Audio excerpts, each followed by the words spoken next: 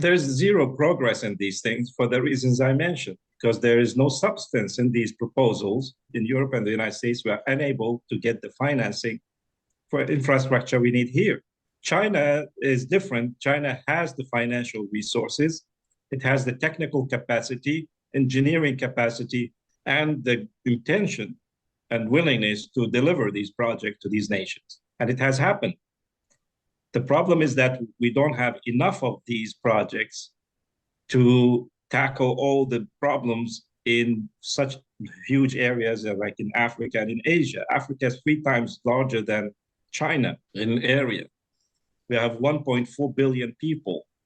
These people, mostly young people, it will almost double by 2050. So we need more of the kind of projects which the BRI has presented and less of these fake political projects presented by the United States and Europe. We need in Europe to understand and how the BRI has functioned and the methodology used in that and follow that. The problem is politicians in Europe and the United States are detached from reality of their people and the economy. Just give you one simple example. When the US State Secretary, Rex Tillerson, was visiting Africa, that was under Trump, there was this standard joke which said that the Rex Tillerson, he landed in an airport in Africa, which was built by China.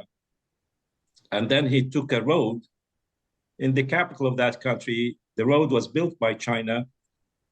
And then he went into a building, a conference building built by China, just to warn Africans not to work with China.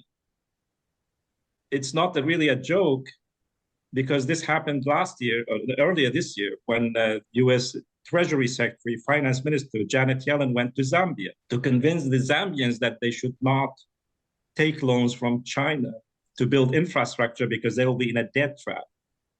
Now, where did Janet Yellen land when she arrived to Lusaka? She arrived in the new terminal of the Kenneth Kaunda Airport. It was built by a Chinese company with a loan from Chinese Export-Import Bank. Without that airport, Janet Yellen wouldn't be able to have a comfortable journey into Zambia. So those politicians, they don't really see the reality under their feet.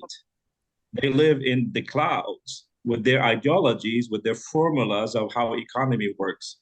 And they don't think about the people.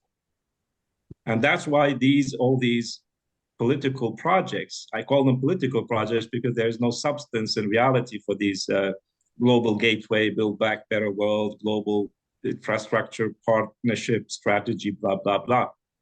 There is no substance because the politicians who present them, they know nothing about economics. They know very little about geography. President Biden in the G20 summit, he also talked about another project. He said, we will connect Africa from the Atlantic to the Indian Ocean, from Angola to Zambia to Tanzania with a railway. I said, wait a minute, that was already built by China. There is such a railway from Angola to Tanzania. It was built by China. What they're talking about, and he was misinformed by his advisors who wrote the speech for him. There's another project, is from the Democratic Republic of Congo and Zambia to Angola to extract raw materials. That's the plan. These kinds of projects are popular in Europe and the United States because you extract wealth from Africa and ship it away.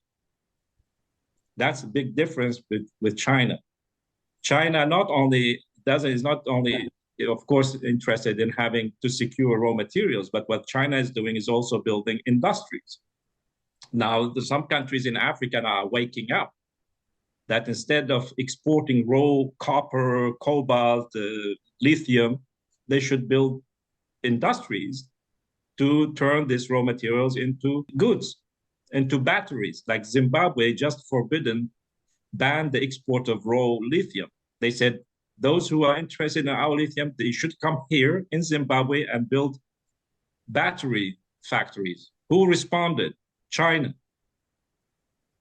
So this is a big difference between looting resources, taking away, and creating a win-win where both China and those countries can benefit from the raw materials there.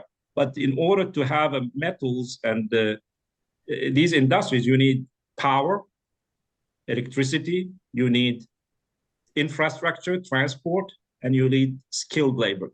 If you don't bring these to Africa, what you will be doing, you will just like in the old colonial times, you just steal wealth from Africa to somewhere else.